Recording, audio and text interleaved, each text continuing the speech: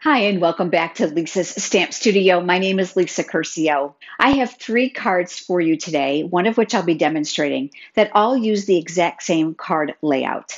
If you're not familiar with the term card layout or card sketch, it's basically a map for card making. It provides an illustration and measurements of where you place the elements for your card. It makes designing super easy. You're going to be able to find a link down in the video description below, which will head you over to the graphic that you can download to your computer, or you can pin to your Pinterest board of today's layout.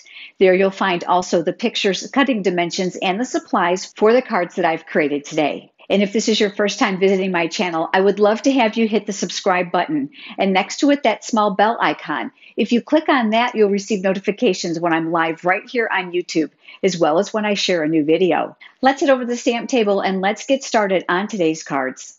I'm going to be starting with the layer that's going to be on the card base, and this is Smoky Slate cardstock. I've got my Memento black ink pad here. Although I'm going to emboss this background, you're going to need to do the stamping first. And I've pulled out the greeting that says the most spectacular time of the year. And that comes from the stamp set called Ghoulish Goodies. I'll go ahead and ink up that greeting, and we're going to stamp that down here in the lower left-hand corner. There's an amazing cobweb embossing folder this year in the mini catalog. And now that my ink is dry, I'm going to go ahead and place it in here, and then I'm going to run it through my embossing machine. You'll notice that this side of the embossing folder is more embedded, and this side is raised. It's just a matter of preference when you emboss, but I want to give you a tip so that you'll know the difference when you place it through your embossing machine. When the Stampin' Up! Logo is up, that means the front of the folder, which means the image is going to be raised or embossed. When you flip the embossing folder over and you put the cardstock in when it's stamped, this will be the debossed side where the impression is flat on the front of the card. I want to give you 2 alternatives. So I've stamped this one upside down from what you might typically do. I'm going to set that aside for just a moment, and I'm going to bring in one of the pieces of small grid paper because we're going to do a little stamping on this designer series paper. Don't overlook stamping on already patterned paper. It creates a beautiful 3D look on the paper, and especially for these more subtle or plain backgrounds, you can give it a lot of emphasis using the coordinating stamp set for your card. From that same stamp set, I'm going to be pulling out that small little pumpkin, and I'm going to ink that up in the black Memento ink. Now what I'm going to do is I'm going to stamp this very randomly on here, so it's going to look more like patterned paper when I'm finished than a stamped design. And I'll just repeat this process randomly across this paper. I'm very careful to make sure that I hang some of that image off of the sides so it looks like it's continuous. Next, I have a piece of thick Whisper White cardstock, and this is where I'm going to stamp my image. And I chose the cat from that same stamp set. I'm going to go ahead and ink that up in the Memento black ink, and I'm going to stamp that here. I'm going to be using one of my favorite die sets, and that's called the layering circles. I love this because of the graduated sizes for both the regular circles and, of course, the scallops, and they're both included with this set. And I've pulled out 2 different sizes from that package to do some die cutting. So we're going to die cut the cat in the white, and I'm also going to die cut this in black, which is slightly larger than this circle. And that has left me this. But I decided I wanted to add a little spider here to the background of my cat. So I'm going to bring that grid paper back in because I know it might hang off the edge. I've got my black ink pad once again, and we'll go ahead and ink up that spider. These are all from that same stamp set. And we're going to stamp that here. We'll take the 2 circles, and I'm going to take the smaller one, which is the white. I'm going to add my adhesive to the back side. And then we're going to adhere this, leaving a small margin of that black cardstock showing. Remember the Smoky Slate layer that we embossed and the designer paper. Let's go ahead and adhere these. I'm going to flip this upside down, and I'm going to add adhesive. This now is going to go to the upper third of this layer. Now before I go ahead and add this to the card base, if you decide you want to add ribbon or twine, now is the time to do that. I've cut myself 2 pieces, 5 inches each, of this beautiful black glittered organdy ribbon. Not just great for Halloween. I love this for all types of cards. I'm going to take the first 5-inch strand, and I'm going to use my glue dots. Now, I prefer to take the end of the ribbon and press it right on the glue dot to lift it off so that I don't have to manhandle those sticky glue dots. So I'm going to do that 1 on each end. Now, if you typically wrap your ribbon all the way around your layer or your card, I love this for a tip for you because it's going to save you at least 4 inches of ribbon on every single card because it's not going to be seen here from the back. So use those glue dots and strategically place it where you want it. Now I'm going to flip this over and I'm going to add adhesive to the back side. The one reason I love that silicone craft sheet is because adhesive, liquid glue, and hot glue will not stick to it, so I don't have to worry about it getting on my work surface. I've got the card base here, which is basic black. I did score it in half before you joined me, and I'm going to use my bone folder for a nice crisp edge there. This layer now is going to get adhered here.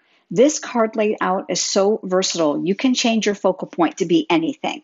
Before we add the rest of the ribbon and a small embellishment, I'm going to go ahead and take that cat image and I'm going to add a little bit of color to that collar. And you can use any color that you prefer, but I decided to use the Pumpkin Pie Stampin' Blends markers. These are alcohol-based markers. They come in a light and a dark shade. There are dual tips on here, so there's one that's light and there's one that's dark. I like to start with the lightest shade first, and then I'm switching over now to the darker shade. I'm going to add just a little bit of color here on one side, just to give a little depth to that color.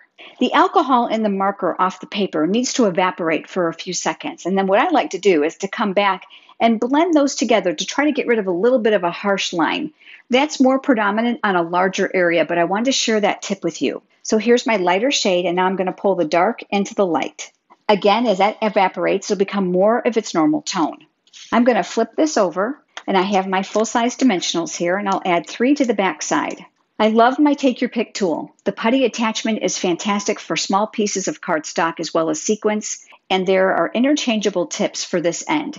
This is the paper piercing tool attachment, which I love to use to take off those paper backings to the dimensionals. This image now is going to go here in the lower right side of that area. We're going to do 2 more things. We're going to add our ribbon, and I'm going to add a small rhinestone embellishment. I have one of those here. They have glue dots already on the back, which makes them really easy to use, and I'll attach that here on the collar. This piece now is going to slip up underneath here. It's going to give the illusion that there's one piece of ribbon, but in fact there are 2. And that allows us to save that ribbon we talked about. We're going to give that a trim, and then want to share a tip with you about this area here. Oftentimes, even if you're using regular ribbon all the way around, you'll notice that it slips in the center. And this is where a glue dot comes in really, really handy. Use that Take Your Pick tool attachment and ball up that glue dot nice and small. You can even use your fingers if you'd like. And then you're going to strategically place that where you want it on that card, and you're going to pull, and that's going to hold that ribbon in place now so that it doesn't slip, especially as it's coming in and out of the envelope. This is an adorable and an easy card, but as I promised you, I have 2 others for you using this exact same layout. My next one is a Christmas card, and this image comes from an adorable stamp set called Gnome for the Holidays. You'll be able to find this in the mini catalog. I colored in the image with the Stampin' Blends markers, and then used some coordinating holiday designer series paper and some very simple embellishments. My next one is a little bit of a spin on this. So instead of a punched size here, look what I've done. I die cut a circle of branches from beautiful brushed foil. This is from the Arrange a Wreath bundle. So that's the stamp set and the coordinating dies. I stamped some leaves, die cut them from that same bundle.